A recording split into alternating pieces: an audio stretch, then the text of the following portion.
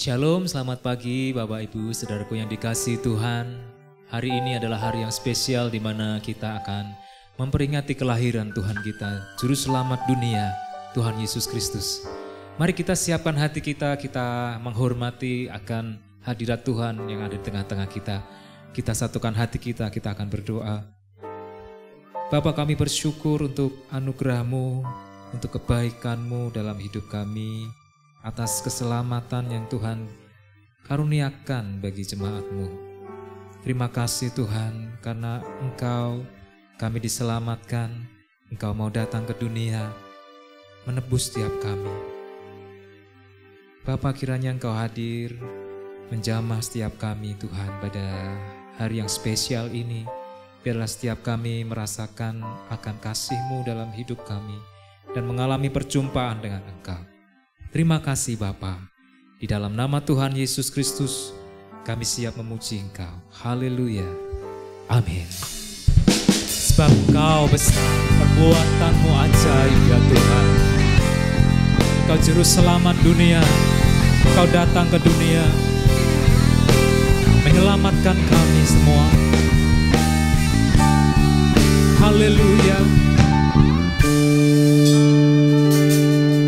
Kemuliaan dan hormat, ku angkat suara pujian, ku agungkan nama-Mu. Ku beri kemuliaan dan hormat, ku angkat suara pujian, ku agungkan nama-Mu. Sebab Kau besar, perbuatan-Mu ajaib, tiada seperti Engkau, tiada seperti Engkau. Sebab Kau besar, perbuatan-Mu ajaib, tiada seperti Engkau, tiada seperti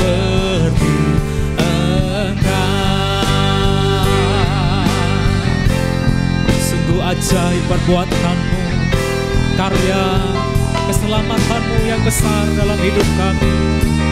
Haleluya. Ku beri kemuliaan dan hormat, ku angkat suara pujian, ku agungkan nama-Mu. Ku beri kemuliaan dan hormat, ku angkat suara pujian, ku agungkan nama-Mu. Sebab Kau besar, perbuatan-Mu ajaib, tiada seperti Engkau, tiada seperti Engkau. Oh, perbuatan-Mu ajaib, tiada seperti Engkau, tiada seperti Engkau. Sebab Engkau besar, perbuatan-Mu ajaib. Sebab Kau besar, perbuatan-Mu ajaib, tiada seperti Engkau, tiada seperti Engkau. Sebab Kau besar, perbuatan-Mu ajaib, tiada seperti Engkau, tiada seperti Engkau, tiada seperti Engkau, tiada seperti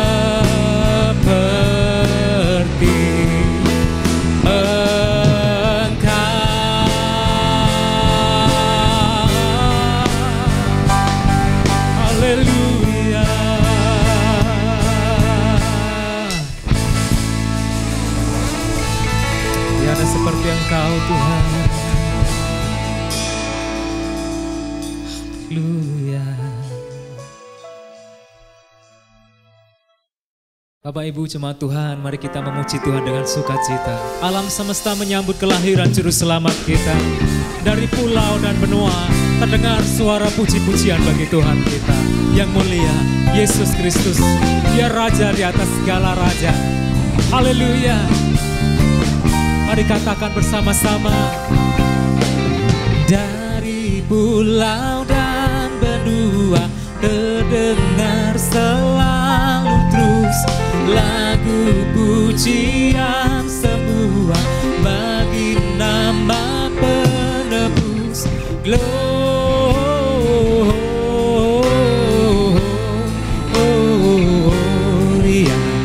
muliakan Tuhan. Gloria,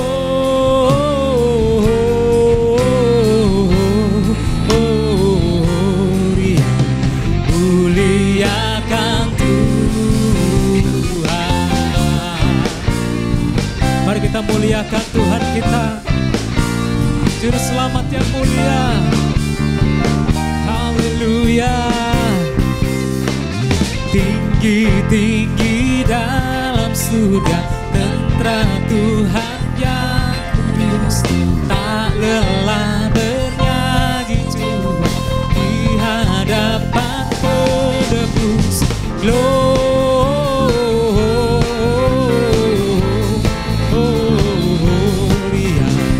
muliakan Tuhan. Gloria,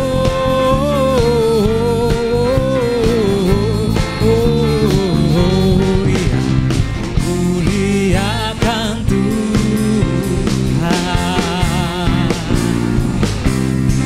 Dari pulau dan benua, mari semua memuji Tuhan kita. Dari pulau dan benua terdengar selalu terus lagu pujian semua bagi nama penebus.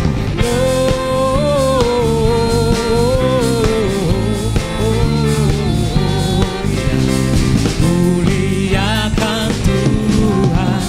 Gloria,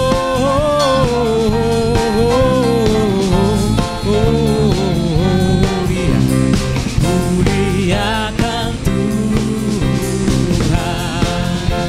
Tinggi-tinggi tentara Allah yang maha tinggi. Mari bersama-sama katakan. Tinggi-tinggi dalam surga tentara Tuhan yang kudus, tak lelah menyanyi juga di hadapan penebus. Gloria,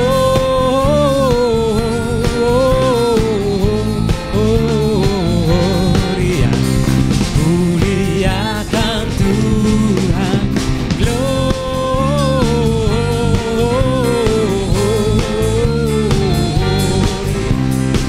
Muliakan Tuhan.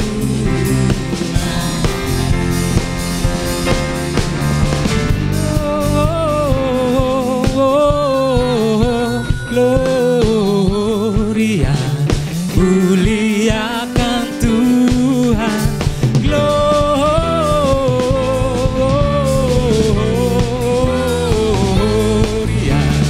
muliakan Tuhan.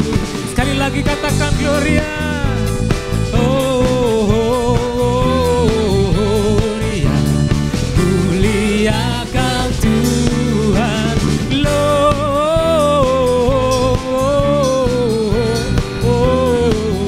Gloria, muliakan Tuhan. Muliakan Tuhan. Muliakan Tuhan. Haleluya. Dia layak terima pujian dan hormat. Haleluya.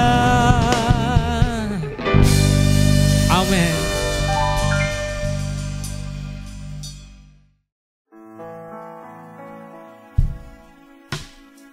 Bapak Ibu saudaraku yang dikasihi Tuhan, mari kita merenungkan kebaikan Tuhan dalam hidup kita.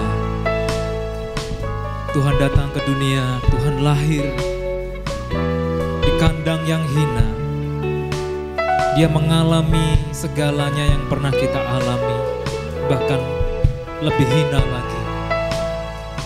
Namun Tuhan punya tujuan yang besar ketika datang ke dunia ini. Oleh karena kasih-Nya yang besar, Dia ingin menyelamatkan kita manusia berdosa.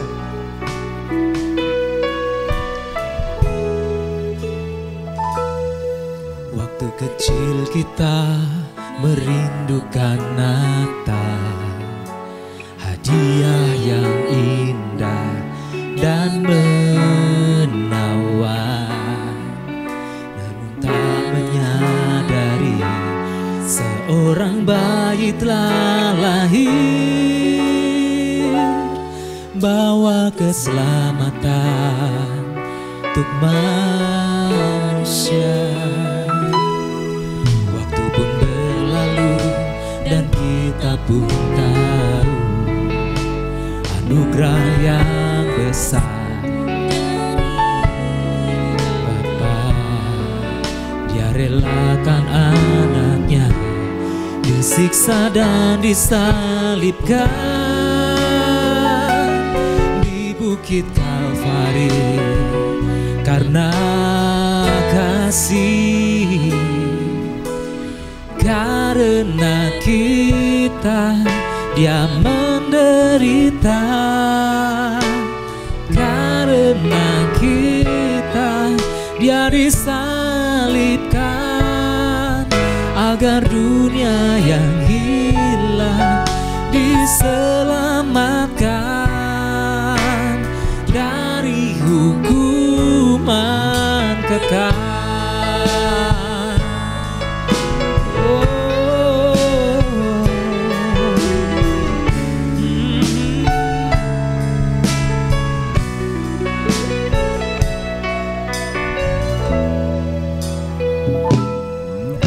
Kecil kita merindukan Natal, hadiah yang indah dan menawan. Namun tak menyadari seorang bayi telah lahir, bawa keselamatan untuk manusia. Waktu pun berlalu dan kita pun tahu anugerah yang besar dari Bapa. Dia relakan anaknya disiksa dan disalibkan di Bukit Kalvari karena kasih.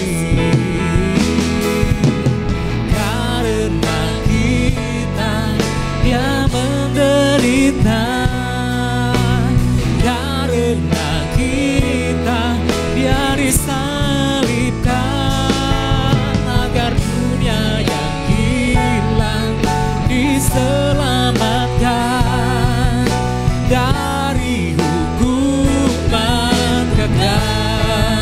Oh, karena kita Dia menderita, karena kita Dia disalibkan, agar dunia yang hilang diselamatkan dari hukuman kekal, dari hukuman kekal.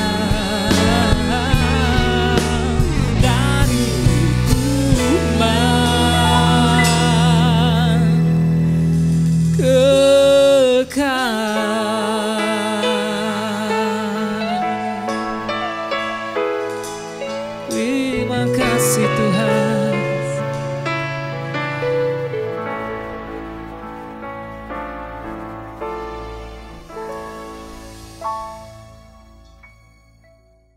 Baik, mari Bapak Ibu Saudaraku sekalian, kita sekali lagi berdoa untuk mempersiapkan hati kita menerima benih firman Tuhan.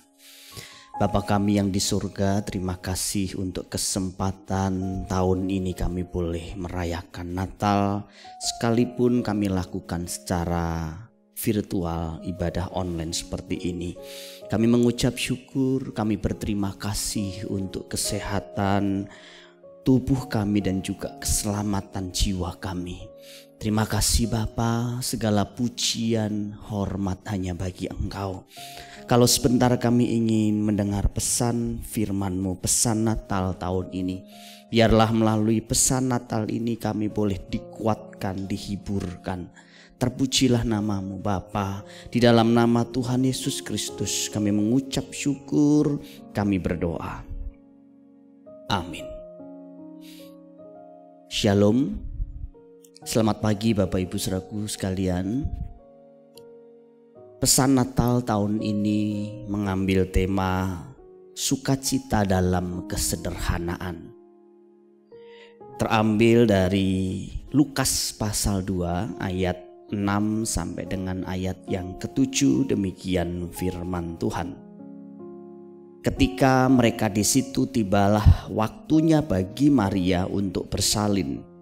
Dan ia melahirkan seorang anak laki-laki, anaknya yang sulung. Lalu dibungkusnya dengan lampin dan dibaringkannya di dalam palungan, karena tidak ada tempat bagi mereka di rumah penginapan. Palungan adalah tempat yang biasa dipakai untuk wadah makanan ternak. Biasanya terbuat dari kayu atau tembaga. Tempat itulah yang digunakan untuk meletakkan bayi Yesus dalam kondisi darurat. Palungan sebenarnya hendak menggambarkan kesederhanaan. Pesan yang hendak disampaikan melalui teks ini adalah bahwa Allah, Sang Pemilik jagat raya ini dan juga Pencipta segalanya ini, memutuskan untuk menjelma atau berinkarnasi, mengosongkan dirinya, mengambil rupa sebagai manusia dengan segala keterbatasannya. Allah dengan sengaja memilih Yusuf sebagai tukang kayu biasa. Allah tidak memilih anaknya lahir di satu keluarga kerajaan atau penguasa pada waktu itu. Yesus Kristus juga tidak lahir sebagai bayi super atau manusia super dengan begitu banyak kelebihan. Sebaliknya, Yesus Kristus lahir dengan segala keterbatasan. Saudaraku sekalian, Natal sebenarnya hendak mengajarkan kepada kita tentang kesederhanaan hidup yang diteladankan oleh Yesus Kristus dari bayi sampai matinya di kayu salib. Keindahan Natal sesungguhnya justru kita temukan di dalam keheningan dan kesederhanaan. Bukan dalam hiruk pikuk, dalam pesta pora yang penuh dengan euforia tetapi minim akan makna. Bukan dengan kondisi di mana kita harus merayakan dengan begitu banyak acara baru kita menemukan makna Natal. Seringkali orang mengukur satu keagungan atau keindahan Natal dari gebiar acara Natal. Wah, Natalnya keren ya tahun ini, berkesan ya tahun ini. Kenapa? Karena acaranya yang wow, acaranya yang wah. Tapi sejatinya dia tidak pernah betul-betul menghayati makna Natal. Mungkin berkali-kali, puluhan kali, ratusan kali ia merayakan Natal. Merayakan hari kelahiran Kristus. Tetapi sejatinya dia tidak pernah mengizinkan Kristus lahir masuk di dalam hatinya. Apalah artinya kalau kita merayakan Natal dengan cara seperti itu? Esensi Natal, keagungan Natal bukan terletak pada acaranya. Juga bukan terletak pada bagaimana kita menghiasi rumah kita, gedung gereja kita dengan ornamen-ornamen Natal, menyanyikan lagu-lagu Natal, kemudian menyalakan lilin, menyanyikan lagu Malam Kudus. Kalau dalam acara-acara tertentu harus ada drama Natal, vokal grup. Bukan di situ letak atau esensi daripada perayaan Natal, Bapak Ibu Saudaraku sekalian. Justru Natal boleh mengingatkan kita. Natal boleh menyadarkan kita. Ada pribadi yang empunya segalanya ini sebenarnya, tetapi bersedia, rela, mau lahir ke dunia ini dengan segala keterbatasan dan kesederhanaan. Itulah yang seharusnya juga kita teladani, kita ikuti jejaknya. Bapak Ibu Saudaraku sekalian, kalau kita berbicara tentang Natal, kita seringkali berpikir bahwa Natal itu semata-mata hanya merayakan kelahiran Tuhan Yesus Kristus. Seperti kita merayakan anak kita yang masih kecil. Sebenarnya kita harus membuang pikiran itu jauh-jauh. Perayaan Natal bukan seperti kita merayakan diri kita atau anak kita yang mencapai usia tertentu. Sehingga yang dipentingkan hanya makan-makannya, senang-senangnya. Tetapi di dalam Natal itu sebenarnya Tuhan mau kita mengingat kembali akan cinta kasih Tuhan, akan kebaikannya kepada kita. Dia yang telah mati ganti dosa kita. Saudaraku sekalian, di dalam tema Natal tahun ini bahwa sukacita Natal ada di dalam kesederhanaan, kita perlu mengerti apa arti sederhana itu sebenarnya.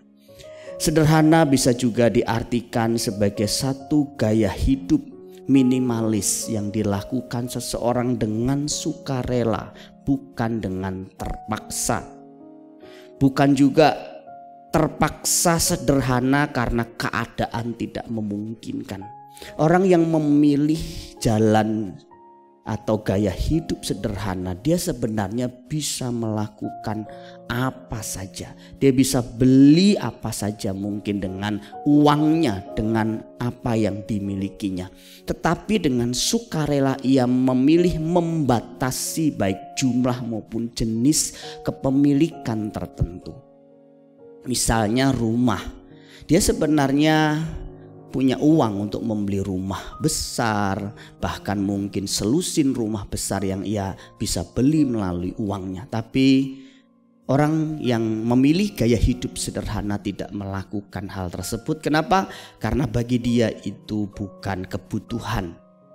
Itu bukan sesuatu yang harus dilakukan, termasuk kendaraan, kemudian barang-barang bermerek yang lain. Bagi dia yang terpenting itu bukan memiliki sesuatu, mengumpulkan sesuatu, kemudian bisa dipamerkan kepada orang lain.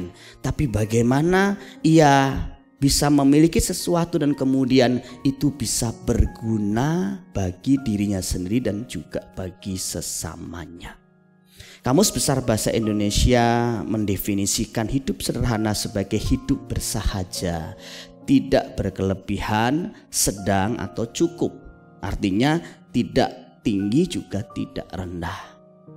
Cak Lontong membedakan dengan kondisi miskin.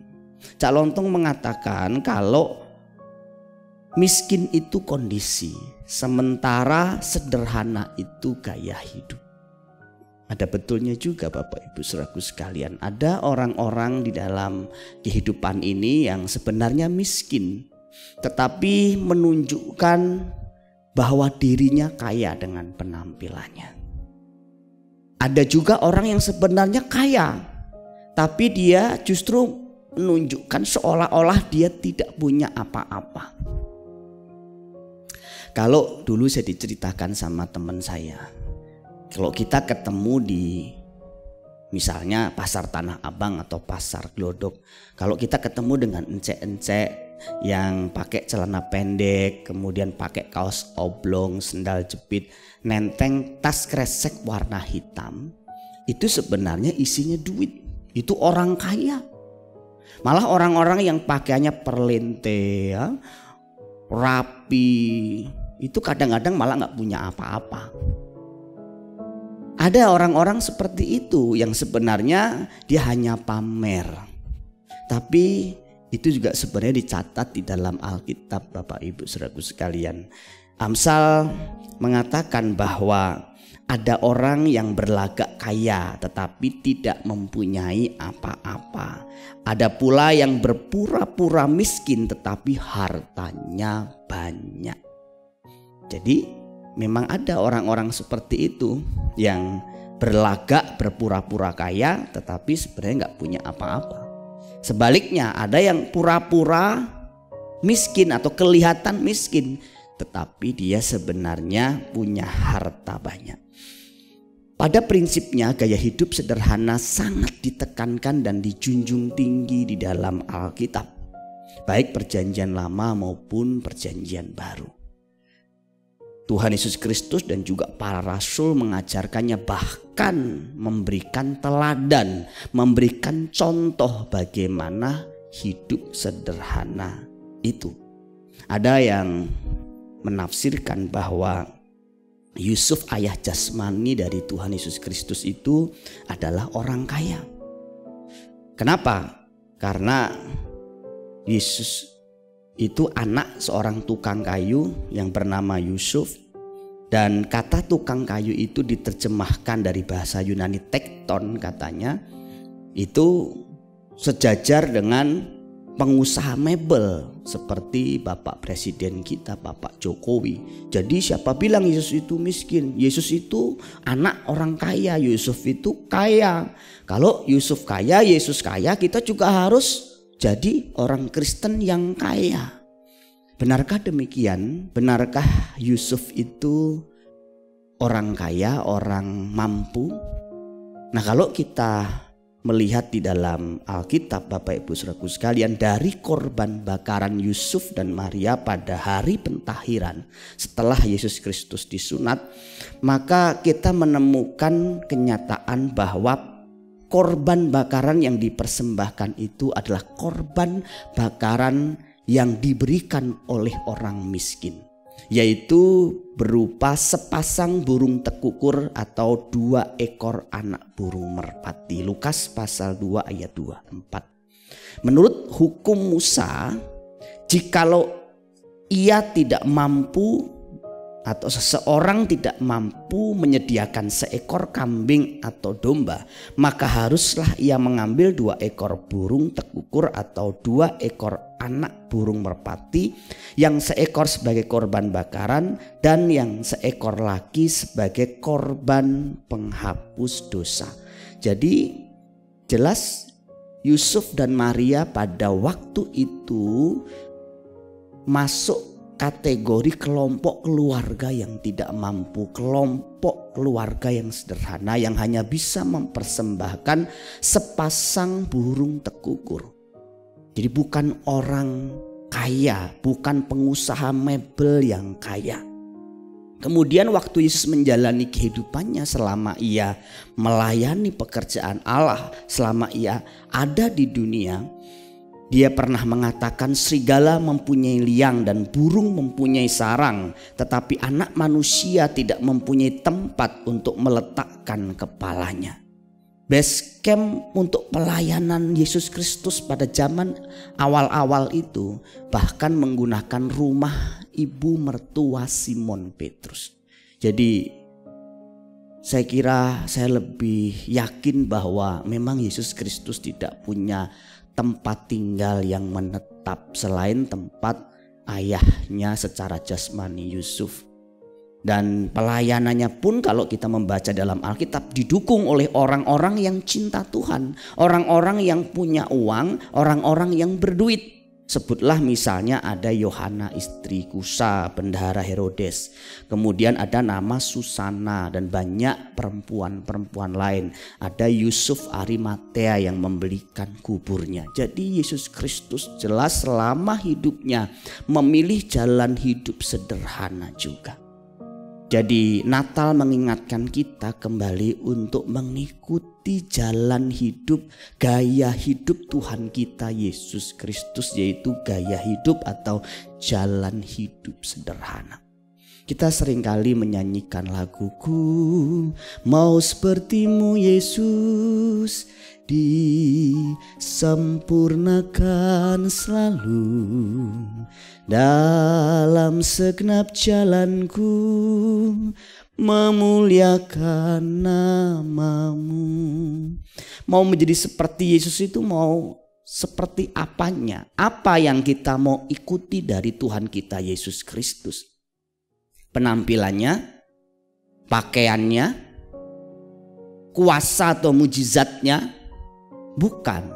Minimal kita mengikuti jejak Tuhan Yesus dalam dua hal. Yang pertama adalah sifat-sifatnya. Seperti misalnya rendah hati, lemah lembut, murah hati, pemaaf kepada orang yang membutuhkan pengampunan, sabar, adil, dan masih banyak yang lain. Yang kedua adalah gaya hidupnya yang harus kita tiru atau teladani. Gaya hidup apa? Gaya hidup berdoanya, gaya hidup melayaninya, dan gaya hidup sederhananya. Gaya hidup berdoa, melayani, dan hidup sederhana ini yang sebenarnya juga harus kita ikuti. Bukan hanya sifat-sifatnya yang mulia, yang baik, yang agung, tetapi cara hidupnya yang mulia, yang agung juga harus kita ikuti. Terutama tadi gaya hidup berdoa, gaya hidup melayani, dan gaya hidup sederhana. Bagi orang dunia, Bapak Ibu Saudaraku sekalian, gaya hidup ini tidak masuk kategori yang luar biasa. Apa sih luar biasanya hidup sederhana? Apa sih luar biasanya orang melayani? Apa sih luar biasanya orang yang suka berdoa? Dunia tidak terlalu menghormati orang yang demikian. Malah dicibir ia. Doa melulu, kerja. Dunia ini melihat kalau orang itu dilayani dengan banyak dayang-dayang, dengan begitu banyak orang, baru terhormat. Kalau melayani mana terhormat. Dunia ini mengajarkan kalau kita tampil perlente, kita tampil dengan barang mewah, mobil mewah, rumah besar, baru kita dihormati. Tapi kalau tampilan kita ya pas-pasan saja, apalah nilainya bagi dunia ini. Tetapi Kristus mengajarkan dan juga meneladankan itu, dan seharusnya kita mengikutinya. Saudaraku sekalian, kalau kita melihat keluar biasaan Tuhan itu, dari mana sih kita melihat keluar biasaan Tuhan kita Yesus Kristus? Apakah karena Tuhan itu mampu menyembuhkan berbagai macam penyakit? Oh ya, itu salah satunya. Apakah karena Tuhan itu mampu mengubah air menjadi anggur, mampu memberikan makan untuk 5.000 laki-laki belum termasuk perempuan dan anak-anak hanya dengan 5 roti dan 2 ikan, sisa 12 bakul? Apa karena Tuhan bisa membangkitkan orang mati? Apa karena Tuhan bisa meneduhkan angin? Saudaraku sekalian, semua itu sebenarnya bukan hal yang luar biasa. Bagi manusia iya, tapi bagi Tuhan itu biasa karena Dia Tuhan. Yang luar biasa adalah ketika Tuhan memilih dengan rela hati mau menjadi manusia, dan bahkan menjadi manusia dengan segala keterbatasannya. Manusia dalam kelompok strata sosial sebagai manusia yang sederhana. Itu luar biasanya. Kalau kita lihat orang kaya, ya perbandingannya. Kalau orang kaya itu bisa beli rumah yang mewah, pakai mobil yang mewah, pakai smartphone yang mewah, bisa jalan-jalan dengan satu keluarga, booking satu hotel sendiri, bukan satu kamar, satu hotel. Itu biasa dia orang kaya. Tapi kalau orang kaya itu ya saudaraku sekalian, dia mau tinggal di tempat sederhana, misalnya ikut pelayanan misi. Dia mau pakai toilet yang sederhana, dia mau pakai kamar tanpa AC, dia mau mungkin ikut ke sawah, dia mau ngurus parkir padahal dia orang kaya. Nah, itu baru orang yang luar biasa. Dan keluar biasaan Tuhan juga seperti itu, Bapak Ibu Saudaraku sekalian. Bapak Ibu Saudaraku sekalian, apa sih untungnya kalau kita menerapkan gaya hidup sederhana? Yang pertama tentu hidup kita akan lebih tenang atau lebih tentram. Sering yang membuat kita tegang itu karena kita banyak mau. Kita maunya banyak, neko-nekonya juga banyak. Kemudian kita juga bisa lebih banyak memberi. Dengan kita hidup sederhana, kita bisa lebih banyak mengalokasikan harta kita untuk menolong orang lain. Kita juga dijauhkan dari sifat cemburu dan iri hati. Karena ada orang dikit-dikit iri dengan orang lain. Orang punya apa, dia pengen punya apa. Lebih mudah bersyukur, jauh dari sifat bersungut-sungut, dan tidak mudah masuk jerat tipu daya kekayaan. Mungkin saudara berkata, kalau begitu apa dong indahnya hidup sederhana kalau kita punya semua tapi nggak digunakan, tidak dipakai. Orang yang hidup sederhana justru menemukan keindahan di dalam kesederhanaannya. Bukan di dalam kemewahan, di dalam memamerkan barang-barangnya. Demikian juga seharusnya kita. Kenapa orang-orang seperti ini menemukan sukacita, menemukan damai sejahtera di sana? Karena baginya sukacita, damai sejahtera bukan bersumber dari kepemilikannya, tetapi dari apa yang bisa dilakukannya dari harta yang ia miliki. Kiranya firman Tuhan ini boleh memberkati kita. Selamat Natal. Doa saya, harapan saya, Bapak Ibu semuanya sehat dan boleh berkarya bagi Tuhan. Amin. Mari kita tunduk kepala sama-sama, kita tutup firman Tuhan dalam doa. Bapa, kami mengucap syukur untuk firman-Mu. Biarlah firman yang kami dengar ini boleh memberkati kami.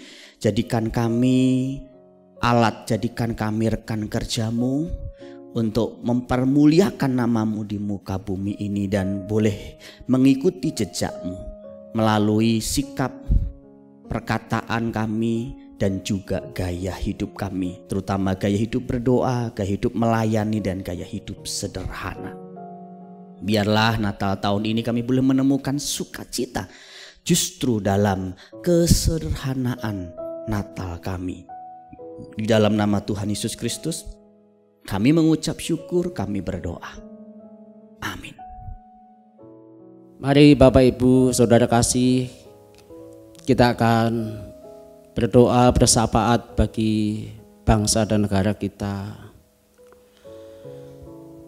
Bapa, terima kasih untuk kesempatan saat ini kami boleh merayakan Natal dengan tema kesederhanaan.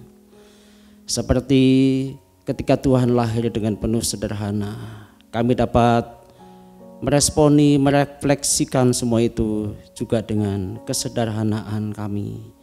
Namun bukan berarti kami mengecilkan arti sederhana, namun kami dapat belajar dari yang sederhana ini menjadi sesuatu yang berharga dalam hidup kami. Bapa, kami menyerahkan bangsa dan negara kami, Republik Indonesia. Berkatilah pemimpin negeri kami, ya Tuhan. Dari presiden, wakil, para menteri, segenap anggota dewan, dan kepala pemerintahan dari pusat hingga ke daerah, Tuhan kiranya memberikan hikmat, memberikan akal budi, takut akan Tuhan di dalam mereka memimpin setiap bagiannya dan juga kepada rakyat yang dipimpinnya. Agar apa yang dipercayakan oleh Tuhan kepada para pemimpin negeri kami ini, mereka dapat melakukannya dengan penuh tanggung jawab dan disertai dengan takut Tuhan di dalam hati mereka, sehingga negeri ini diberkati oleh Tuhan baik secara ekonomi, politik, dan juga Tuhan mengaruniakan pemeliharaan yang sempurna, kesejahteraan bagi negeri ini. Khususnya di tengah pandemi COVID-19 ini, kami bersepakat kepadamu ya Bapa. Biarlah Tuhan memberikan belas kasih kepada negeri ini melalui Satgas COVID-19 yang dibentuk. Biarlah mereka dapat bekerja, melakukan tanggung jawabnya yang diamanatkan oleh pemerintah, sehingga rakyat dapat ditolong dan kesehatan dapat dirasakan oleh semua masyarakat, sehingga Tuhan memberkati rakyat dan masyarakat Indonesia ini agar mereka dapat melakukan aktivitasnya sebagaimana biasanya dan rencana Allah dapat dinyatakan kepada negeri ini. Terima kasih Bapa, berkati juga gereja-gereja yang ada di Indonesia ini agar mereka, gereja-gereja ini bersatu padu melalui para pemimpin, melalui organisasi yang ada, sehingga gerejamu dapat melakukan tanggung jawab di hadapan Tuhan. Amanat agung itu dapat direalisasikan dengan baik. Terima kasih Bapa. Kami juga menyerahkan gereja SBC, di mana wadah ini Tuhan percayakan untuk dapat mengelola jiwa-jiwa, menjadi bengkel bagi jiwa-jiwa, bengkel rohani Tuhan percayakan agar juga melalui wadah ini kontribusi gereja ini dapat nyata dirasakan dan Tuhan dapat memberkati, memperasakan lebih lagi sehingga SBC kedepannya diberkati oleh Tuhan. Terima kasih ya Bapa. Terpujilah namamu, inilah doa dan permohonan kami dan syukur kami di penghujung tahun ini. Di dalam nama Tuhan Yesus kami berdoa dan mengucap syukur. Amin. Bapak Ibu saudaraku sekalian, sebelum saya menyampaikan doa berkat, saya ingin menyampaikan beberapa informasi berkaitan tentang kegiatan kita ke depan. Yang pertama, untuk minggu ini tanggal 27 Desember, hari Minggu akan dilayani oleh Bapak Diki Junaidi dengan tema firman Tuhan hidup yang ideal. Kemudian hari Kamis tanggal 31 Desember jam 11 malam kita ada ibadah tutup tahun, juga kita selenggarakan secara online dengan tema pengharapan di tengah kesukaran. Karena itu hari Kamis biasanya kita gunakan untuk doa bersama via Zoom. Kita akan memindahkan doa malamnya di hari Jumat, yaitu tanggal 1 Januari 2001 dan dimulai pukul 8.30. Kemudian hari Minggunya yaitu tanggal 3 Januari, itu di tahun yang baru. Saya berharap ini merupakan ibadah yang juga kita lakukan nanti secara bersama-sama dengan disertai perjamuan kudus. Persiapkan hati Bapak Ibu saudaraku sekalian supaya kita bisa menikmati perjamuan kudus ini dan mengingat pengorbanan Tuhan dengan tema hidup adalah pilihan. Itu saja yang perlu saya sampaikan, dan Bapak Ibu saudaraku sekalian yang rindu mempersembahkan persembahan syukur, Bapak Ibu bisa menyalurkannya melalui nomor rekening gereja. Mari kita sekali lagi tunduk kepala, kita akhiri ibadah kita. Bapa, kami mengucap syukur untuk seluruh rangkaian ibadah yang kami sudah selenggarakan. Berkati hamba-hambamu yang telah melayani. Apapun yang mereka kerjakan Tuhan buat berhasil, biar nama Tuhan dipermuliakan. Dan berikan kami kesehatan, kekuatan sepanjang kami menjalani hidup kami. Jemaat yang dengan setia melayani Tuhan melalui peran mereka masing-masing, Tuhan memberkati. Kalau sebentar kami berpisah dan melanjutkan aktivitas kami, kiranya turun berkat-Mu atas kami sekalian. Jemaat yang dikasihi Tuhan, arahkan hatimu, kedangkan tanganmu, terimalah berkat Tuhan. Tuhan memberkati engkau dan melindungi engkau. Tuhan menyinari engkau dengan wajah-Nya dan memberi engkau kasih karunia. Tuhan menghadapkan wajah-Nya kepadamu dan memberi engkau damai sejahtera. Berkat itu datang dari Allah Bapa kita di surga, kasih sayang dari Tuhan Yesus Kristus, serta pimpinan penyertaan Roh Kudus akan memimpin menyertai hidupmu mulai hari ini sampai Maranatha. Tuhan datang kedua kali menjemput kita sekalian dalam awan-awan permai. Sama-sama yang diberkati kita berkata amin. Selamat hari Natal, Tuhan Yesus memberkati kita sekalian.